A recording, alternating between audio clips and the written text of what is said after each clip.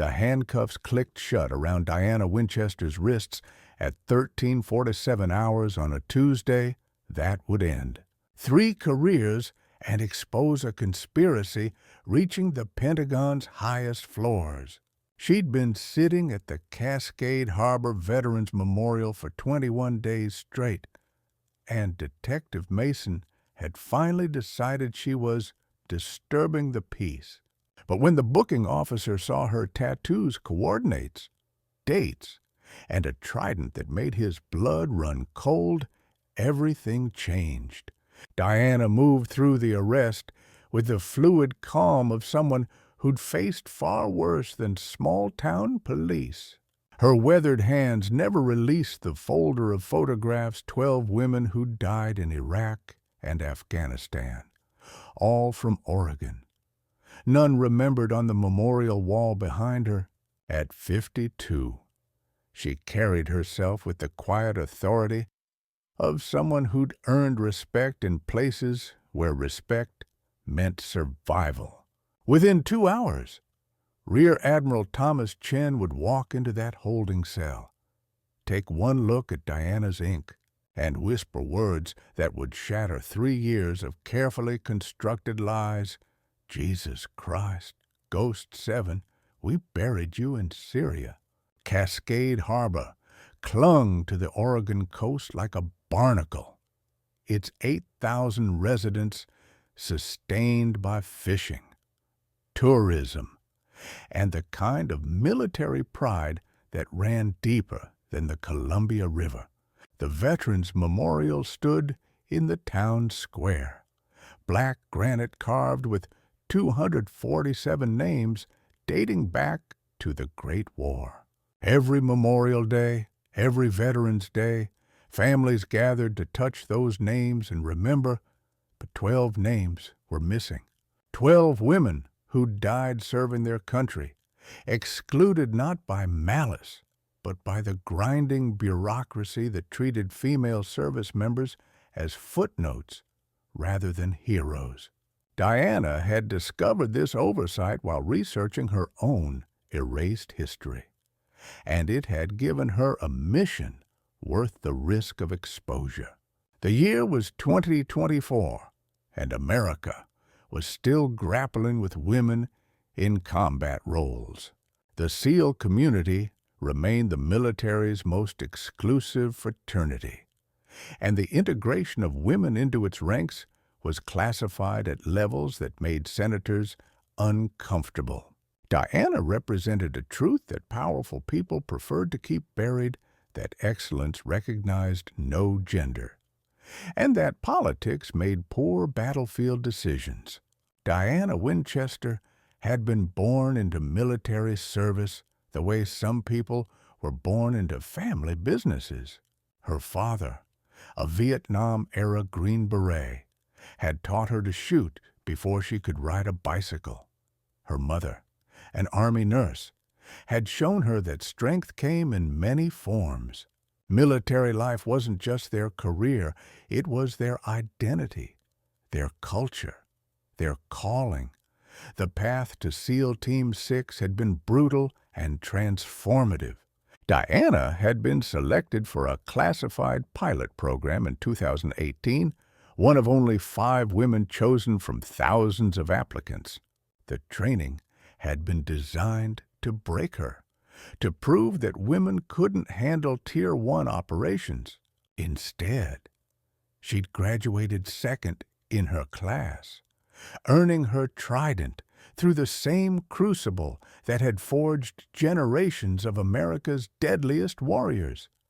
Her operational record had been flawless. 3 years of missions across the Middle East and Africa. Precision strikes that had saved countless lives and eliminated threats that would have devastated American interests. She'd been the ghost in the machine, the invisible hand that guided bullets to their targets and brought her teammates home alive. Her call sign, Ghost 7, had become legend among those cleared to know it existed. The betrayal had come not from enemy fire, but from a conference room in Washington. A mission in Syria had gone sideways not through operational failure, but through intelligence breakdown. Someone needed to be blamed, and a female SEAL was politically expendable. Diana had been declared KIA, her existence scrubbed from records, her service erased with the stroke of a classification stamp. Diana's vigil at the memorial wasn't about personal vindication, it was about preventing others from suffering her fate.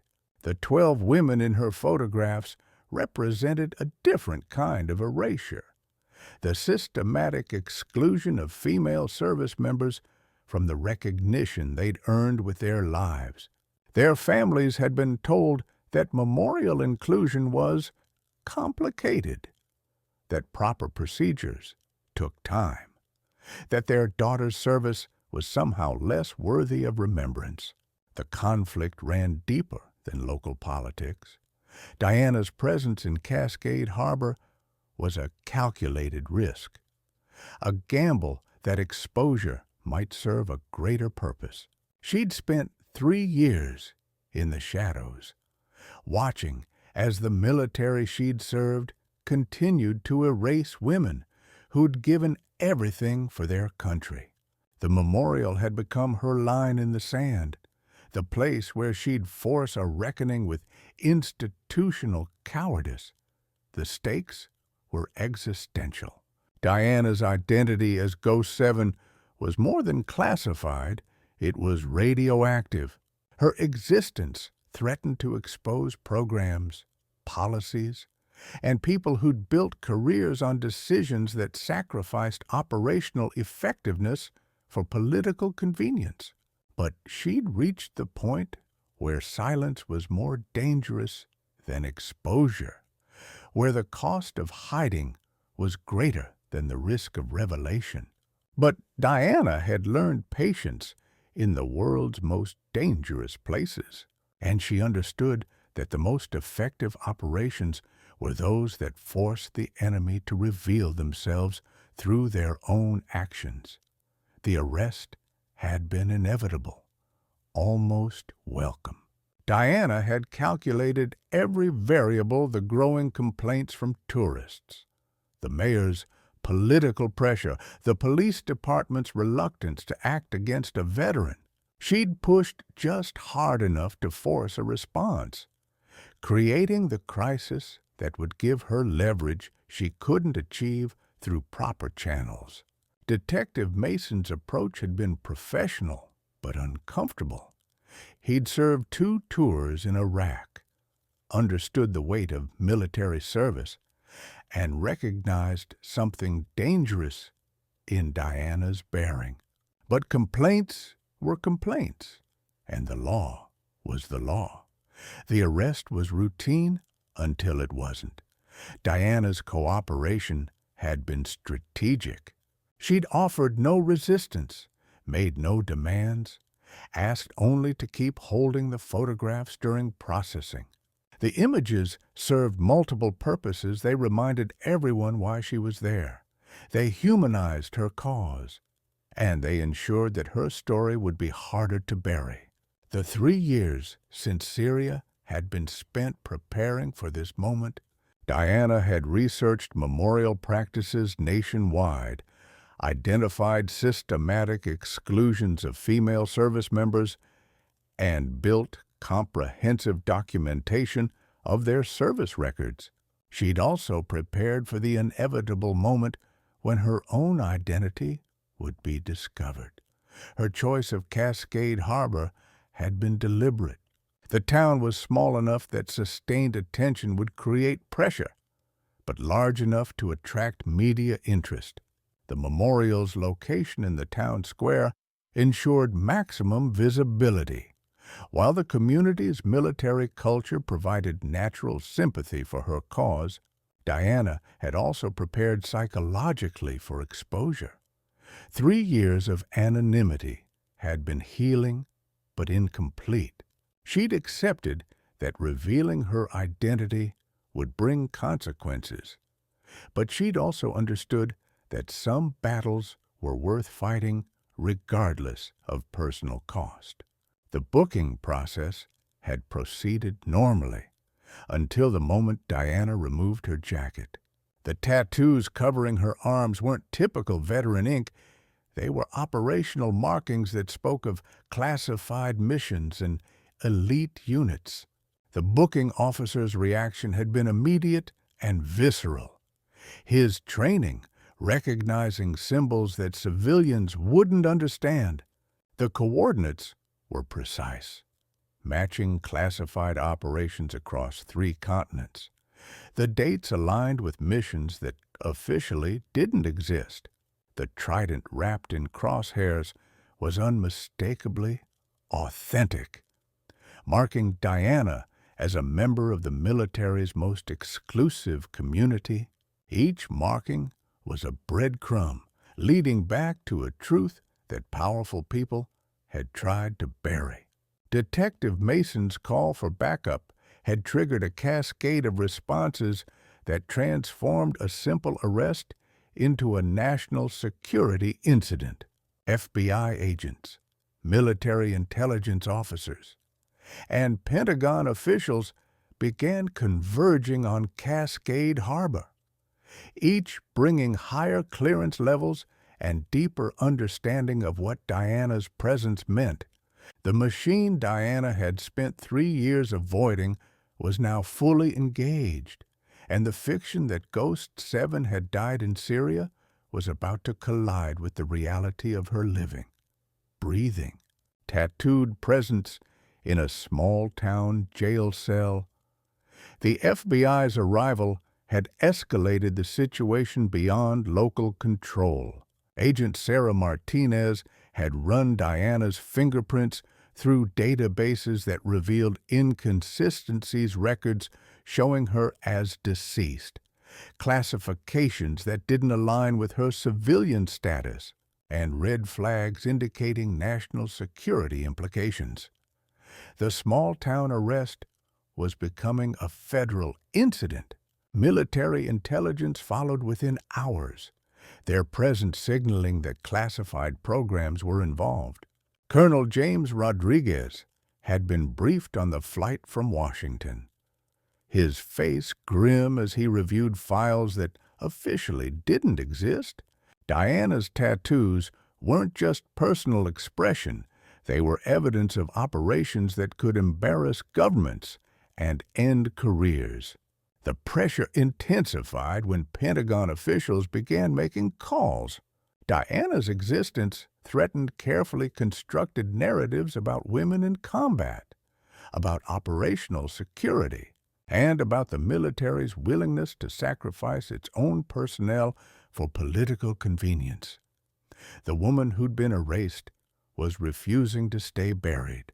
Media attention was building despite official attempts at containment. Diana's 3-week vigil had attracted local coverage, but her arrest was generating broader interest. Reporters were asking uncomfortable questions about why a veteran had been arrested for honoring fallen comrades, creating additional pressure on officials already struggling to manage the crisis. Congressional interest was also emerging. Senator Patricia Williams, chair of the Armed Services Committee, had been briefed on the situation and was demanding answers.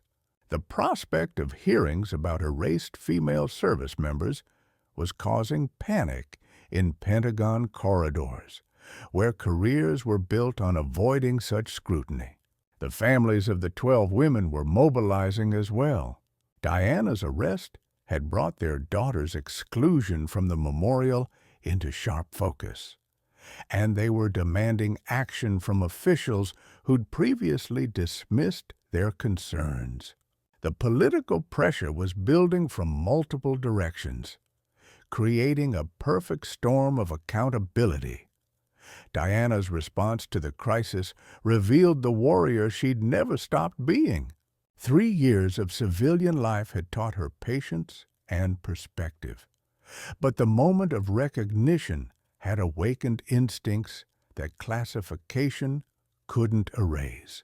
She was reading the room, understanding the political dynamics, and recognizing opportunities to advance her cause. The attention was also forcing Diana to confront her own motivations. What had begun as a mission to honor 12 forgotten women was evolving into something more personal, a reckoning with her own erasure and her place in the military community that had discarded her. The arrest had created leverage she'd never possessed during her peaceful vigil. Diana was also discovering that her tactical skills remained sharp. She understood that the crisis surrounding her was an opportunity, that the military's investment in keeping her secret could be leveraged to achieve recognition for the women she'd come to honor. The game had changed, but she was still playing to win. The situation was building toward a confrontation that would test institutional loyalties against individual conscience. Diana's story threatened to expose a system that prioritized political convenience over operational effectiveness, that was willing to sacrifice elite warriors for public relations purposes. The stakes were rising beyond personal recognition to fundamental questions about military values. The arrival of increasingly senior officials signaled that the crisis was reaching levels where careers could be destroyed and reputations ruined.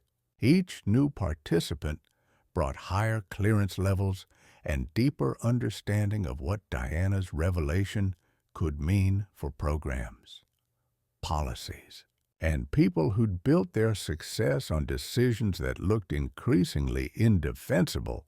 When Rear Admiral Thomas Chen's helicopter touched down at the Cascade Harbor Airfield, Diana knew that the moment of truth had arrived, the collision between official fiction and inconvenient reality that would force everyone involved to choose between protecting their careers and honoring their oaths. Admiral Chen's entrance into the holding cell had been electric. His recognition of Diana as Ghost 7 was immediate and visceral, his shock genuine and profound. The woman who'd been declared dead in Syria was very much alive, her existence threatening to unravel 3 years of carefully constructed lies and expose decisions that had prioritized politics over operational integrity. The revelation triggered a cascade of classified communications reaching the Pentagon's highest levels. Diana's existence was proof that the military had been willing to sacrifice elite warriors for political convenience, that they'd erased a decorated seal to avoid uncomfortable questions about women in combat roles. The woman sitting in the jail cell was living evidence of institutional cowardice. The crisis deepened as Diana began explaining her situation. She'd been burned by her own government, left to die in Syria when a mission went sideways and someone needed to be blamed.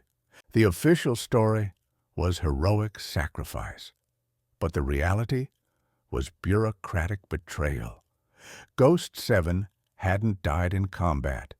She'd been murdered by paperwork and political calculation. Diana found herself at the center of a storm that could destroy careers and expose classified programs. She possessed the power to seek revenge, to expose the officials who'd betrayed her, to demand recognition and compensation for what had been done to her. The leverage to end careers and ruin reputations was literally tattooed on her body. But Diana's focus remained on the 12 women whose photographs she still held. Her fight had never been about personal vindication. It had been about preventing others from suffering her fate. The crisis surrounding her was an opportunity to advance their cause, to use her own erasure to ensure that other women warriors wouldn't be forgotten. The choice was stark: personal revenge or collective justice. She could expose the corruption that had led to her erasure, or she could leverage her situation to achieve recognition for the women who couldn't fight for themselves. The decision would define not just her own legacy, but the future of how America honored its fallen heroes. Diana's response cut through the political maneuvering with surgical precision.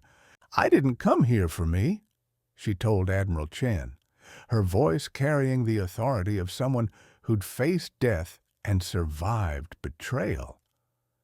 "I came for them."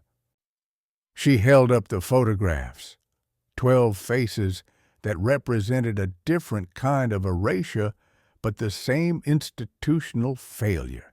The revelation of her back tattoos, 12 names, 12 dates, 12 women who deserved recognition, transformed the confrontation from crisis management to moral reckoning. Diana had literally carried their memory on her body, ensuring that even if official records forgot them, someone would remember their sacrifice. Admiral Chen's reaction was immediate and decisive.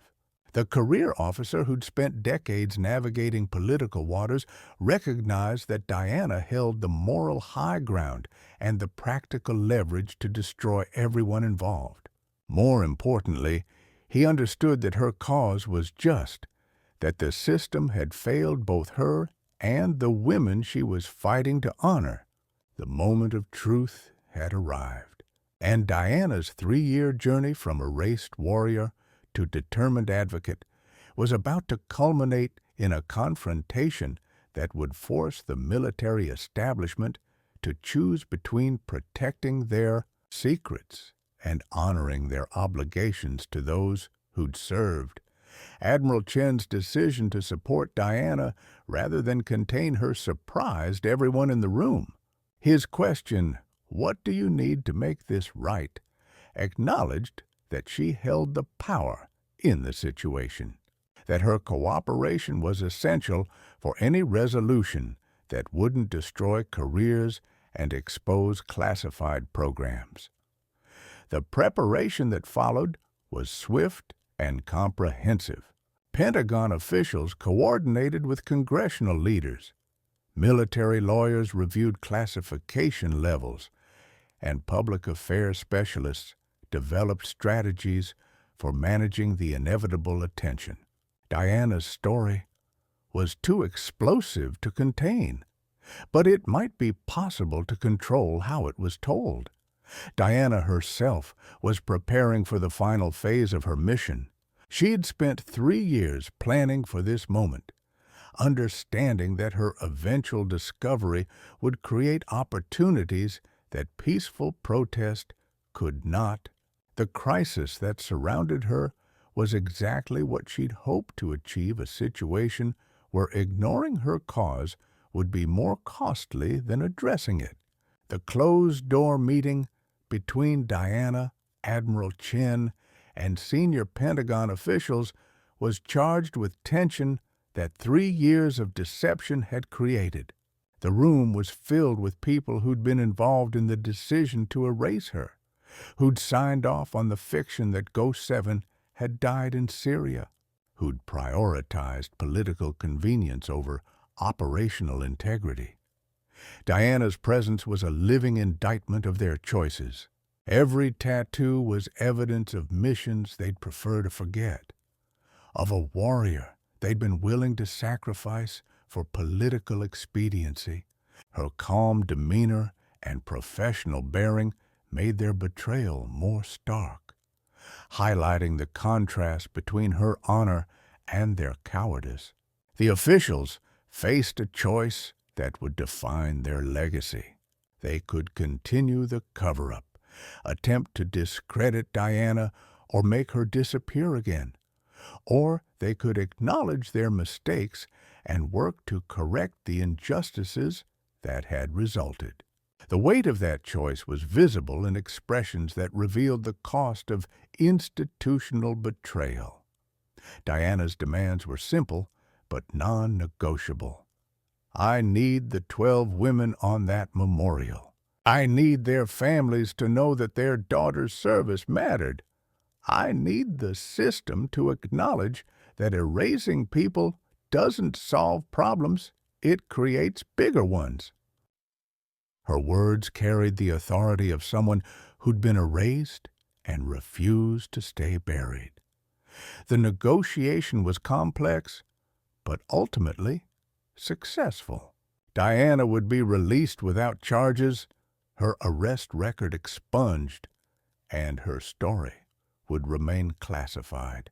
In exchange, she would receive full cooperation in getting the 12 women added to the memorial, along with assurances that similar oversights would be corrected nationwide. The political machinery that had created the crisis was now mobilized to resolve it. Senators called mayors, Pentagon officials coordinated with local governments, and bureaucratic obstacles that had seemed insurmountable were suddenly cleared with remarkable efficiency. Diana's 3-week vigil had achieved in hours what months of proper channels had failed to accomplish. Admiral Chen's final words to Diana were delivered with the respect due a fellow warrior. Your country failed you, but your sisters won't be forgotten. That's a promise from one soldier to another. The acknowledgement was unofficial, but sincere. Recognition that some debts could never be fully repaid. Diana's release was quiet, but the effects were immediate. Mayor Bishop found himself fielding calls from senators and Pentagon officials, all expressing concern about veteran treatment and memorial inclusivity. The political pressure was overwhelming and impossible to ignore. The city council meeting was standing room only, filled with veterans, family members, and citizens who'd heard about Diana's fight. Her presentation was simple and powerful. I've been erased once. I won't let it happen to them. The vote was unanimous. The memorial expansion approved and funded. Diana supervised the installation personally, ensuring each name was carved deep enough to last. The work was completed in record time. Bureaucratic obstacles cleared by the same system that had once created them. The 12 women would finally receive the recognition their service had earned. The dedication ceremony would mark not just the completion of Diana's mission, but the beginning of a broader reckoning with how America remembers its warriors and the price of allowing politics to override honor.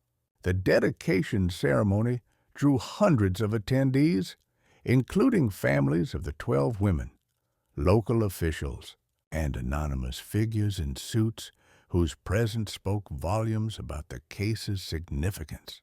Admiral Chen attended alongside other military officials, their participation both honoring the women and acknowledging Diana's service. The political consequences were significant, but largely hidden.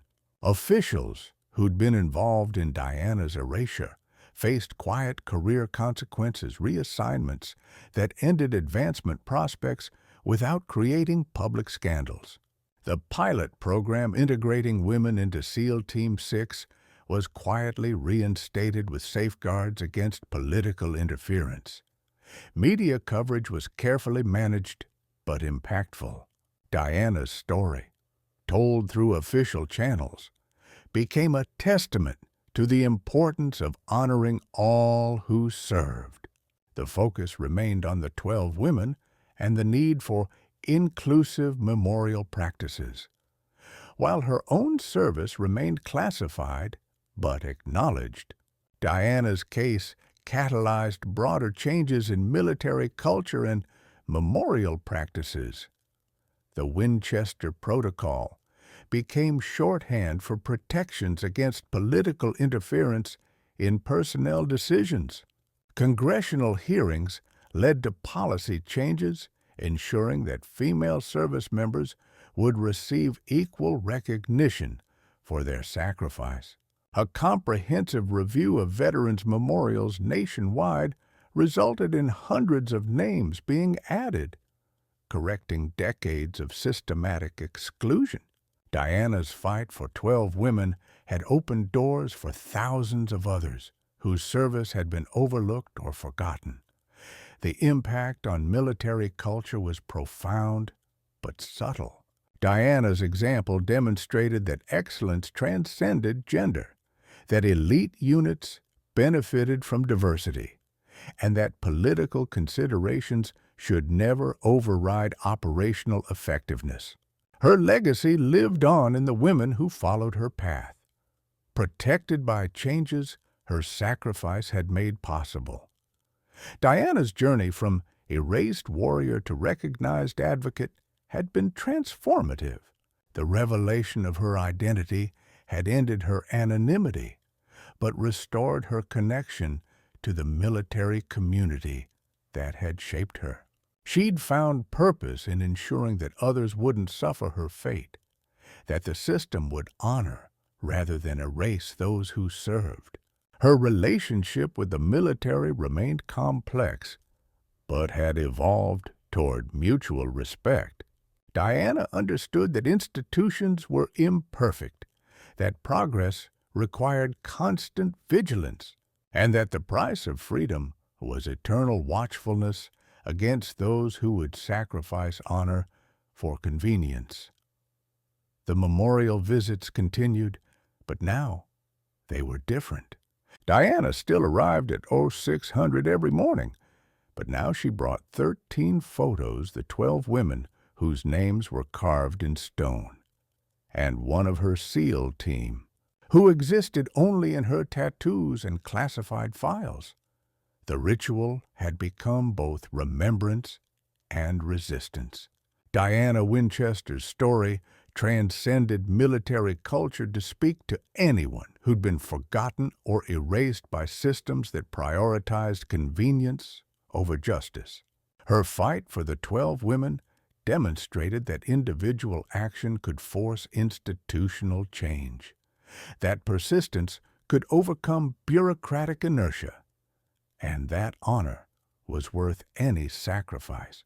The tattoos that had exposed her identity became symbols of deeper truths, that some commitments must be carried on the body, that some memories are too important to trust to official records, and that the most dangerous warrior is the one who refuses to let others be forgotten. Today, visitors to the Cascade Harbor Veterans Memorial see all who served, their names carved deep enough to last forever.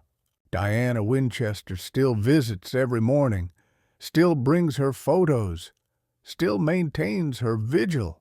But now, she's joined by others who understand that remembering the fallen isn't just about honoring the past, it's about ensuring that the future remains worthy of their sacrifice. The woman who'd been erased had become the guardian of memory, ensuring that no one else would be forgotten in the shadows of political convenience and institutional cowardice. Her legacy lived on not in classified files or official records, but in the names carved in stone and the promise that America would remember all who served, regardless of gender, race, or political convenience.